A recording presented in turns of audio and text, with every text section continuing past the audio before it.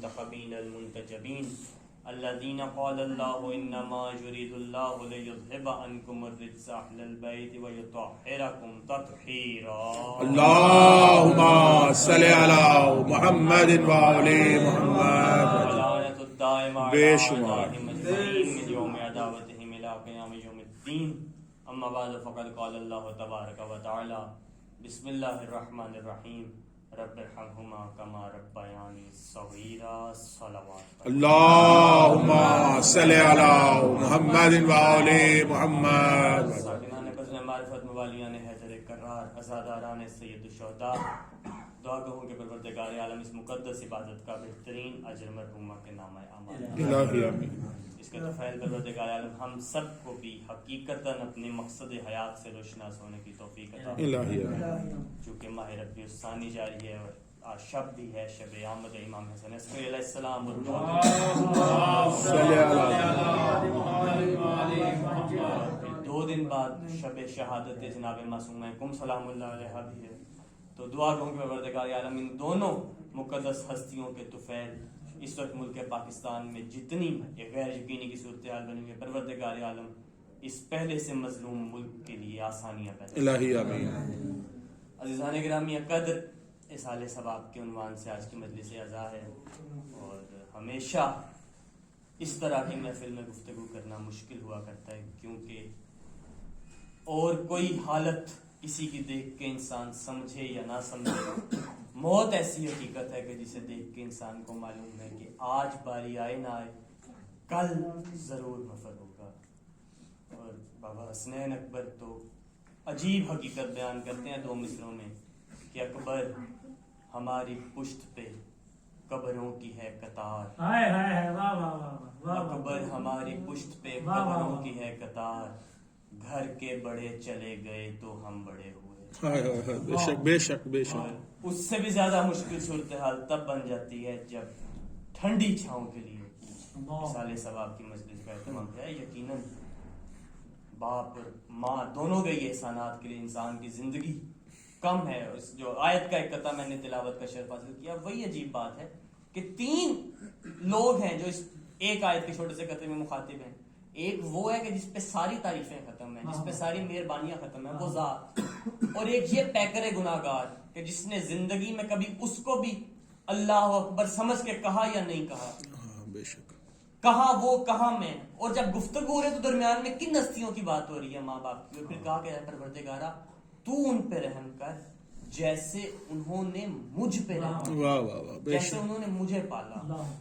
گویا ڈائریکٹ اس کو اس کی وحدانیت کا واسطہ دیا جا رہا ہے.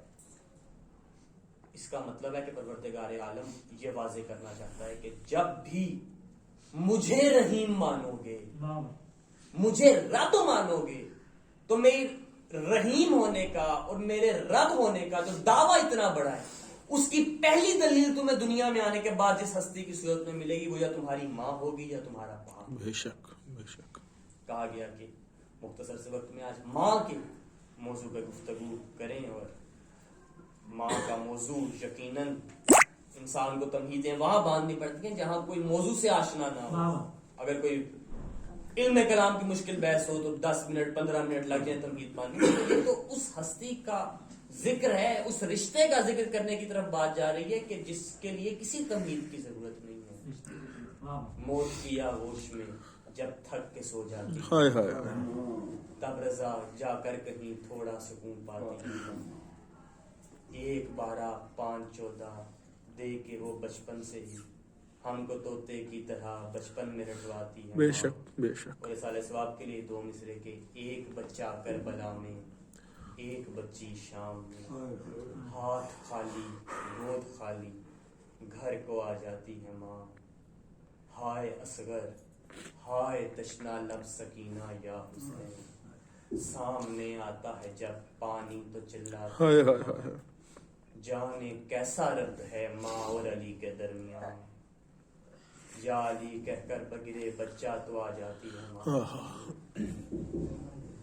یہ وہ رشتے ہیں کہ جن کے بارے میں گفتگو عموماً اس مرحلے پہ ہو رہی ہوتی ہے جب ان میں سے کوئی چلا جاتا ہے.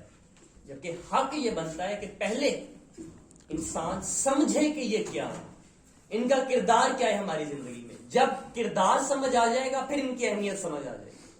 پہلے ان کے کردار پہ ایک چھوٹا سا واقعہ, پھر ان کی اہمیت پہ ایک چھوٹا سا واقعہ, اور چند فکر مسائل کے بڑی اپنی زحمات کو تمام کرتا ہوں کہ ہم اس وقت جہاں بیٹھے ہیں اکثریت بلکہ 100% مجمع ایسا بیٹھے ہیں کہ جس کو پروردگار عالم نے معاشرے میں بڑی عزت دی. تنہائی کے پردے میں جس کا جو بھی معاملہ ہے وہ اس ذات کا اس فرد کے درمیان ہے.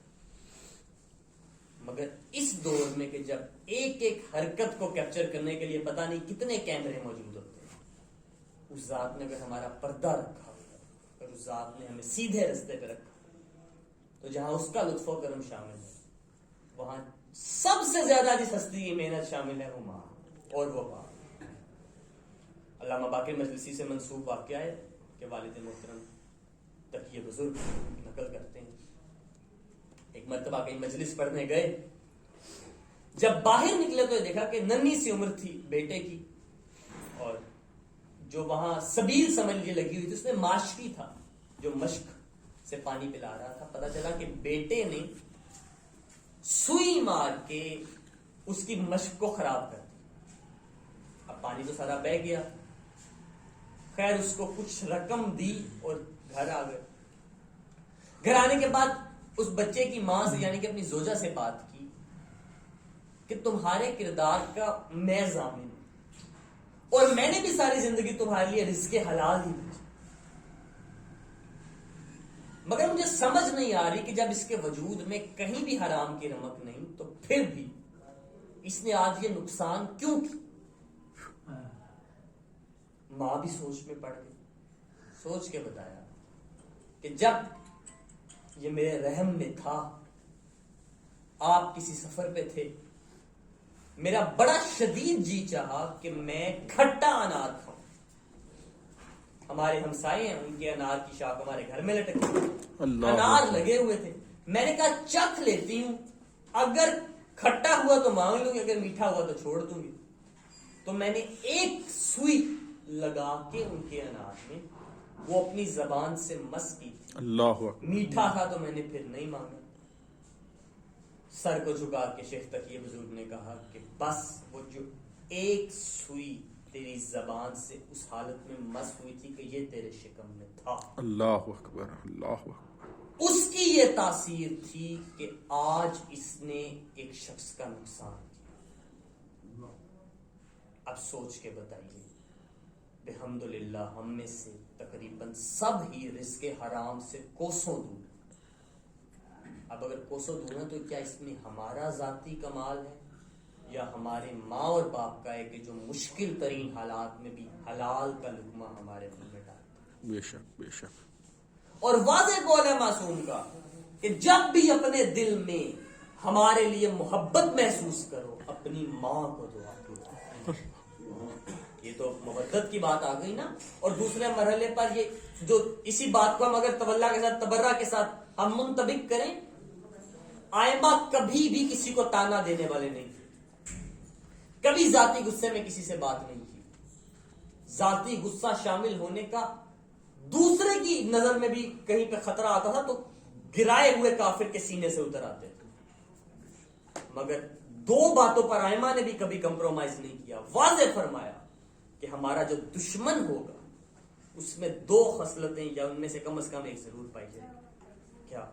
ایک یا تو اس کی ماں کے کردار میں مطلوبہ طہارت نہیں ہوگی, اور دوسرا یہ کہ یا اس کے باپ کا رزق حلال نہیں ہے. بے شک بے شک. یہ اتنی سخت بات ہے کہ معصوم ایک تیسرا امام اور ایک چوتھا امام حسین علیہ السلام نے کربلا کے میدان میں جب للکارا ہے لشکر کو کہ مجھے بتاؤ کیا میں قاتل ہوں, کیا میں شریعت بدلنے والا ہوں, کیا میں کسی کا حق کھانے والا ہوں, سارا مجمع خاموش. امام نے فرمایا تم سب جانتے ہو میں ان میں سے کسی جرم کا مرتکب نہیں ہوا, مگر اس کے باوجود تم لوگ مجھے قتل کرو گے. کیوں؟ کیونکہ تمہارے شکم حرام سے پر ہے. اللہ یہ بات جو کہ امام نے خود فرمائی, اور بعد میں امام کیا آنے والے ورثہ میں سے غالباً امام چہارم نے یا امام پنجم نے لشکر یزید کی کوئی بات چلی یا غالباً جاتے ناہیہ میں سے, مجھے ابھی ہو بہو تو نہیں یاد, مگر بہرحال معصوم سے منسوب ہے جب لشکر یزید کی بات چلی تو امام نے فرمایا کہ ہر وہ تلوار جس نے ہمارے جد کے بدن اطہر کو زخم لگایا اس ہاتھ میں تھی کہ جس کے نسب کا کسی کو معلوم. اللہ اکبر اللہ اکبر اللہ. یہ اہمیت کہ آج جو معاشرے میں اخلاقیات کی ہلکی سی الف بے ہمیں پتہ ہے تو یہ کس کی اہمیت؟ فقط ہماری ماں اور ہمارے باپ کی. بے شک. یہ ان کا کردار ہے جو ہمیں آج کسی مقام پہ پہنچاتا ہے. اور اب اگر اس کردار کا حق ہم پہ کیا بنتا ہے اور اہمیت کیا بن جاتی ہے. ایک بندہ آیا بڑا ہی عجیب و غریب بات ہے. سرکار ختمی مرتبت محمد مصطفیٰ صلی اللہ صلی علی محمد اللہ اکبر. اور اس ہستی کے پاس آیا کہ جس کے اپنے والدین کا بھی پیار مکمل طور پر نصیب نہیں ہوا.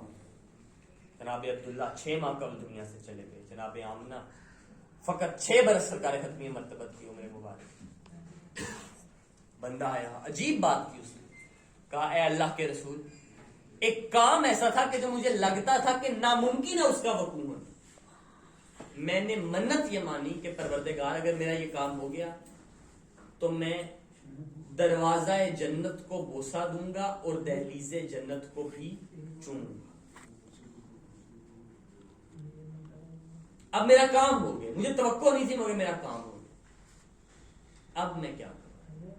اپنی اس نظر کو کیسے پورا کروں؟ سرکار ختمی مرتبت کی آواز آئی اگر تمہارے ماں باپ میں سے کوئی ایک زندہ ہے اس کے پیروں کا بوسہ. سبحان اللہ سبحان اللہ. آج اگر بات آئے بس اپنے سمیت سب سے بات کر رہا ہوں کہ جن کے والدین دنیا سے چلے گئے ہیں جب کبھی فاتحہ پڑھنے جاتے ہیں قبر کو بوسہ دینا اپنے لیے سعادت سمجھتے ہیں. دنیا کی مشکلات سے نجات کچھ دیر کے لیے صحیح مگر بھاگنے کا ذریعہ اپنے آپ کو بچانے کا ذریعہ سمجھتے ہیں. مگر دنیا میں جب وہ زندہ ہوتے ہیں تب یہ فعل ہمیں کچھ شرمیلے افکار کا شکار کر دیتا ہے تو نہیں کر پاتے. بہرحال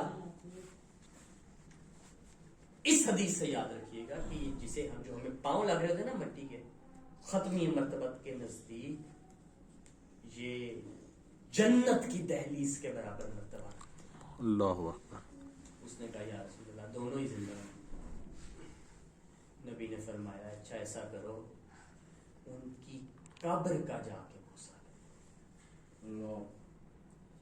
کہتے اللہ کے رسول عرصہ ہوا وطن چھوڑا اب تو ان کی قبروں کا بھی نہیں پتا. ختمی مرتبت کی آواز ایسا کرو پھر بقی کی جانب چلے جاؤ خاک پہ ان کی فرضی قبریں بناؤ. اللہ اکبر. ان کو بوسہ دو گے تب بھی تمہاری منت ادا ہو جائے گی. پروردگار عالم سے اس مرحلے پر دعا ہے پروردگار اس مرحلے تک نہ پہنچائیں کبھی بھی زندگی اس حد تک نوبت پہنچے. جس ہستی نے بات کیا اس ہستی کی اتنا جتنا 2-4 الفاظ کا مطالعہ آج تک یہ میں نے کبھی زبان محمد سے حسرت بھرے فکرے نہیں سنے. چند فکرے ہیں حسرت بھرے. ان میں سے ایک ہے کہ ایک مرتبہ ذکر ہو رہا تھا کہ میں نماز پڑھ رہا تھا اور میری ماں نے آ کے مجھے آواز دی تو نبی کریم نے فرمایا اے صحابی تو اس بات پہ جھنجھلاہٹ کا شکار ہے. میں محمد تو سوچا کرتا ہے کہ کاش میں کوئی نفلی نماز پڑھ رہا ہوتا اور میری ماں حیات ہوتی اور مجھے آواز دیتی. مجھے اس وقت بندگی کی معراج سجدے کے بجائے ماں کے قدموں پہ اپنا سر رکھنا. سبحان اللہ. یہ وہ رشتے ہیں. ساری دنیا میں ہر رشتہ ایسا ہے کہ جو کسی نہ کسی مقام پہ آ کے چھوڑ سکتا ہے مگر اللہ اکبر ماں کا رشتہ ایسا ہے کہ بچی 1 سال کے سفر کے بعد آ کے ارادہ کرے نا ماں اگر یہ نامحرموں کا مجمع نہ ہوتا میں اپنی آستین سے کپڑا ہٹا کے دکھاتی کہ اس امت نے آپ کے بابا کا اجر رسالت ادا کیسے. अजब नहीं है कि कब्र से आवाज होती ज़हरा, ए मेरी ज़ैनब बताया उसे जाता है जिसे मालूम ना हो। सोचो तो सही कि करबला से शाम तक कदम कदम पे जो बच्चे नाकों से गिरते रहे थे, सजाद के हाथ तो बंधे थे, पता नहीं उनकी तदफीन हुई तो कैसे। किसी मख्तल में लिखा हो या ना लिखा हो, मेरा दिल यही कहता है कोई जख्मी पहलू भी आ जाए। जिस खानदान के दरवाजे पे बैठ के इरादा किए हुए ना कि अपनी मरहूमा के साले सवाब के लिए कुछ चंद लफ्ज हम चंद आंसुओं के तो फैल कुछ इंतजाम कर ले, खुदा शाहिद है इस खानदान की माओ ने बड़ी मजलूमियत की। सबसे पहली मजलूम माँ का नाम ज़हरा है। ऐसी मजलूमा माँ कि जिसके बच्चे खुल के रो नहीं सके कि कहीं कातिलों के कान में आवाज ना चली जाए। एक मरहला आगे चले तो इसी ज़हरा की गोद में पली हस्ती का नाम है ज़ैनब। अजीब फिक्र हमारे पंजाब के पत्थर में मिला करते हैं। जब एक मरतबा आवाज लगाई ना ओलो मोहम्मद ने, अम्मा हमने जीन छोड़ दिए, इमाम हुसैन अलैहिस्सलाम बहन के पास ही तशरीफ फरमा थे, फौरी तौर पे भांजों की आवाज पे मामूल लपकने लगे। ज़ैनब की आवाज आई, हुसैन जितना वक्त मेरे बेटों को लाने में लगाना है उतनी देर ज़ैनब के साथ है। वो तो अल्लाह के दीन का सदका थे हुसैन, सदका हो गए, मेरी कुर्बानी कबूल हो गई, मगर हुसैन जाएंगे तो जरूर जाएंगे। इसी खानदान में आगे बढ़ते चले जाएं तो और माएँ भी आती हैं। एक माँ है कि जिसको दुनिया हमीदा के नाम से, ये ऐसी मजलूमा माँ है कि सारी औलाद में 14 बेटे हैं, 14 ही बेटियां हैं। बेटे बाप की तलाश में निकलते चले गए। कुछ अरसे बाद कोई मुसाफिर आके बताता था, ऐ खातून आपका हमजा फलां शहर में जिंदा चुनवा दिया गया। कभी कोई आके बता देता है, ऐ खातून आपका कासिम फलां शहर में मास्टरी का काम कर रहा है। कभी कोई बताता था, ऐ खातून आपके मोहम्मद को घोड़ों तले रोन दिया गया। बेटों की मुसीबत यूं बर्दाश्त करती रही और बेटियां 14 बरस में 28 ईदें फकत इतना सवाल करती थी, क्या इस ईद भी हमारे बाबा आएंगे? अब माँ यही कहती थी जरूर आएंगे। और अज़ादारों बच्चियों को भी माँ की आवाज पे इतना यकीन था कि किसी ने सवाल नहीं किया कि अगली ईद भी आ गई। और बाप आया भी, मगर इस हाल में आया कि पहली बात ये की कि मेरी किसी बच्ची को ना जगा। मेरी हालत ऐसी नहीं है कि मैं किसी बच्ची का सामना कर सकूं। मेरी रीश खून से अलतर है जो जहर मुझे दिया गया। मेरी आखिरी रात है, मैं अपने रजा से आखिरी मर्तबा मिलने आया। इस मरहले पे और आगे चले ना, एक माँ और है कि जिसका नाम नरजिस था। जब सर से सरताज का साया उठ जाया करता है ना, माँ के पास जीने की वाहिद वजह फकत औलाद होती है। वरना परवरदिगार आलम ने ज़ौजैन का रिश्ता ऐसा बनाया है कि शोहर के बाद बीवी खत्म हो जाती है, मगर जीती है तो फकत औलाद के आसरे पे। मगर ये अजीब बात है कि जब इधर शोहर को जहर मिला, उधर दुश्मन इस हालत में था कि बेटे को रब के दीन बचाने के लिए पर्दा गैबत में जाना पड़ा। और कोई औलाद तो है नहीं, मुझे समझ में नहीं आती। अगर मेहदी सामने होते तो बेटे को सीने से लगा के रो लेती। मगर अजीब इम्तिहान था इस माँ का। जिंदा होते हुए सरताब के सराहने जाके बैठ जाया करती थी और रो के कहा करती थी, कभी मैं भी अपनी औलाद के अरमान देखती। मगर अज़ादारों इतनी माओ की आपने मुसीबत सुनी, फकत साले सवाब के लिए एक माँ की मुसीबत के चंद फिक्रे सुन ले और आपकी ज़हमात को तमाम करूं। हम जिक्र कर रहे हैं उस माँ का, इस साले सवाब के लिए बैठे हैं उस माँ के लिए जिसने अपने बेटे को हुसैन का आज़ादार बनाया। तो मेरा दिल करता है सबसे पहले उस माँ की मुसीबत के 2 फिक्रे बता दूं कि जिसने अपने बच्चों को हुसैन का वफादार बनाया। आज़ादारों, मेरी मुराद वो माँ है कि जिसका नाम भी फातिमा था। मगर हालत क्या थी जब निकाह हो के आ गई ना, एक मरतबा खाने अली ने, एक मरतबा रिवायत कहती है कि जनाब मौला मुत्तकियान ने एक मरतबा किसी काम से आवाज दी, फातिमा। जैसे ही अली ने कहा ना फातिमा, तड़प के हुसैन ने कोई काम कर रहे थे छोड़ के अली की जानिब देखा। एक मरतबा खाली घर की जानिब देखा। जनाब फातिमा बिन्त हिज़ाम ने जाके फौरन कहा, या अली ایک التماس ہے آج کے بعد مجھے فاطمہ نہ کہیے. کیوں فاطمہ؟ کہا جب آپ نے مجھے فاطمہ کہا نا میرے حسین نے بڑی حسرت سے پورے گھر میں نہیں چاہتی میری وجہ سے حسین کو اپنی ماں کی یاد آئے. جب یہ بات آئی نا علی نے کہا میں آپ کو آج سے ام البنین کا لقب دیتا ہوں. اور پروردگار عالم نے پھر اس کنیت کے طفیل 4 بیٹے بھی عطا کیے. مگر عزادارو کیسی عجیب ماں ہے, 4 بیٹے تھے. مگر تاریخ کہتی ہے کہ جب کربلا بپا ہو گئی نا بقیہ میں چلی جایا کرتی تھی, ہاتھوں سے 4 کپڑوں کے پھر ایک ایک حرف لکھا کرتی تھی. عین سے عباس, عین سے عثمان, عین سے اگلا لکھا عبداللہ لکھا. جب 4 نام لکھ لیے نا ایک مرتبہ کہتی تھی اے میرے شیرو اب مجھے کوئی ام البنین نہیں کہتا, کیونکہ سب کو پتا ہے کہ ام البنین کے 4 شیر کربلا میں سو گئے.